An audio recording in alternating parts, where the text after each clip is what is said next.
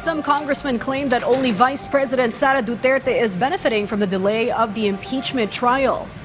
According to House Assistant Majority Leader Pami Zamora, the public want the Vice President to answer all the allegations against her during the trial to immediately know if it is true or not.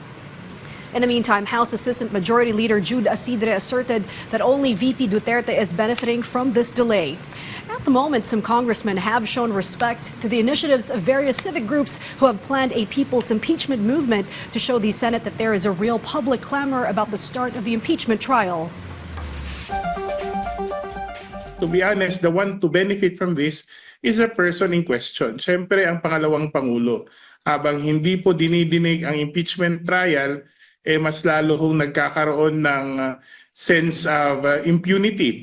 Sa kada araw na pinapatagal po, taong bayan ang nawawala ng pag-asa kung saan talaga napunta yung daan-daang milyong piso pinag-uusapan. Lugi ang taong bayan.